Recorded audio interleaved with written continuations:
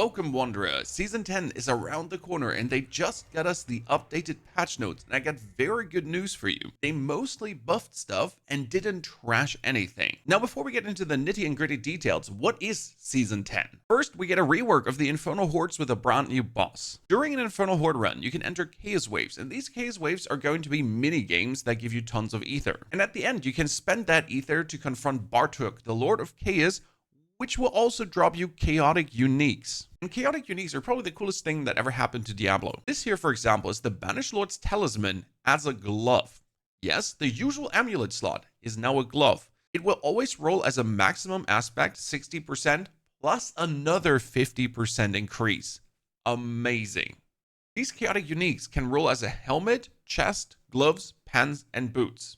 Mr. Fate, instead of being a glove, is now a chest with 360% instead of 300% maximum. This means you could play a different unique glove or another aspect on your gloves and just get rid of a defensive chest aspect that you always just use because there was a slot open. And lastly, to boost things even further, we got the chaotic perks. And these can completely alter your playstyle. Bronze over Brain, 200% maximum life and 100% multiplicative more overpower damage. Kinda cool, but you lose resistance and your armor is kept at 60%. The Druid can turn his companion skills into core skills, which opens up a complete new gameplay loop. You will be able to take one of the 4 unique ones and 3 supportive ones that range from magic to legendary rarity. Good, we jogged your memory. What happened now after the patch task realm? What changed? First, the most important change, Lair boss invulnerability phase changes. Because currently, if you fight Endariel, Duriel, Harbinger of Hatred, whatever, they would get invulnerable after 1/3 of their HP, and you have to do their whole mechanic. Now, they will get a barium at certain intervals that pretty much doubles their HP. But if you're fast enough blasting them, they won't a single time do their mechanic. Which means in the beginning, still invulnerability phases as you go through the Torment tiers. But later in Torment 4, if you're strong enough, bam, you can finally just destroy them. This is a good compromise to still keep the invulnerability phases, but if you're strong enough to not care about them, because we're more than strong enough. Second, Infernal Horde changes, and here the Chaos Waves. They used to appear a little bit too often and destroyed the core identity of the build crafting that you stack up on Hellborn, or you get a lot of Ether Fiends, Ether Lords, whatever. Because you just did Chaos Wave, Chaos Wave, Chaos Wave, Chaos Wave, Chaos Wave, and kind of lost in the sauce. It wasn't the fun anymore that Infernal Hordes used to be. There's now less Chaos Waves, but they're still insanely good, giving you tons of ether. So as you get them, they will feel amazing. And the Chaos Waves will spawn more unpredictable, because usually it was after the 3rd, after the 4th, after the 5th, and so on. Right now they're just boom, Chaos Wave, surprise. And it's gonna feel good. Generally speaking, the base ether is adjusted of a lot of things. Isomaths are now 3, Ether Fiends are 4, Soulspires are 5, and Ether Goblins are reduced because they were too good. The basic idea behind this is that we're going away from the one playstyle thing, because it always used to be get the Hellborn, get the Hellborn, get the Hellborn. And if you don't get the Hellborn, it's kind of shit. Well, now Ether Masses are an actual viable thing to do with the new offerings, and also Ether Fiends are more than viable. And Soulspire is going from 1 to 5 Ether base, and later you can double and triple what a Soulspire gives you. Interestingly enough, the Fiends and Lord buffs are working. So you can now have your Ether Fiends be Ether Lords, and then you can have normal minions appear more as Ether Fiends. So that means that there's almost going to be only Lords coming out of things. That wasn't working correctly, but finally will. Chaos powers have mostly stayed the same, but some of them have seen a rework, buff, slight nerf. Mart Guard, for example, you can no longer be healed above 50% life.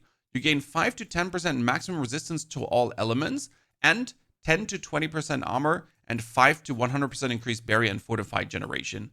The nerf to armor is inconsequential because we always have enough armor, so making this 10 to 20 instead of 20 to 40 does nothing to Mart Guard.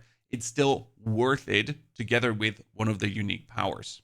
Then we get Crazy Brew. Your healing potion is infused with the power of chaos. You get 100% resource cost reduction, 80% increased attack speed, and movement speed for 5 seconds. But it has a 15-second cooldown now instead of 10. However, cooldown reduction affects this cooldown. If I have tons of cooldown reduction, I can pretty much every 5 seconds use a healing potion to completely juice my attack speed and go crazy. K's unleashed unique power get actually buffed. Killing an enemy generates 2 stacks of chaos, and if you have 100 stacks of chaos, you unleash a super salvo. On top, chaotic burst gain plus 30 critical strike chance and another 200% bonus damage. This fits well in with all the other powers like necromancer ones, consume a corpse, chaotic burst, or randomly have chaotic burst erupting around you. All of those do 200% increased damage now instead of 100. This is going to boost the chaotic burst build by tons. Then Brawn over Brains that gives you 200% more max life healing received is now 125% bonus damage instead of just 100% bonus damage to overpower. A big one that got changed is the overabundance on the Druid. It said every 50 spirit you generate above your maximum used to give you 10 to 20% damage for 5 seconds. And there was no stack limit. This really went up like crazy because generating 50 spirit on the Druid is easy. So in the 6-second timer, you could get 1000% bonus damage. It was a little bit too strong. Now it says every 100 spirit you generate, which is still extremely easy as the Druid with Lucky Hit and other sources, increases your damage by 100% for 5 seconds, and this can stack up to 3 times. So in a 5-second window, I can get 300% bonus damage, then it will go away, and I can stack it again. It will go away, and I can stack it again. So pretty much have a constant 300% bonus damage boost. That's not 1000%, but it's a guaranteed 300%. Druid is going to be insane with Raven core skill spamming. That one is going to go nuts. And talking about companions, the Druid unique power made them core skilled and gives them 40 to 80% more damage. That is another buff on the tippity toppity, probably because the overabundance nerf to kind of make up for that a little bit. But yeah, they have been already insane and now they're even better. For Rogue, they completely changed enervated strikes. It used to say, hey, you get 100% twisting blades, flurry, double damage, etc. But now it says you no longer passively generate energy and your core skills deal 150% increased damage. For the sorcerer's standard magic skill is now casting a basic skill increases your damage by 20% for 5 seconds, stacking up to 3 times. Definitely useful for leveling. In the endgame, not so much. Now to the nitty and gritty class updates. Did anything major get changed to the patch notes before? Well, the Centipede Hall is now damage reduction capped at 80%. Okay. And the Gorilla ulti from Spiritborn now deals Thorns damage every 0.5 seconds instead of every second. Generally speaking, the Gorilla ultimate got buffed. It might be worth to investigate. They also looked at the Necromancer new unique item, Gospel of the Devotee. That's completely useless. Functionally, there will never be a build that will play this. And they buffed the damage from 30% to 40%, which still makes it useless and no one will ever play it.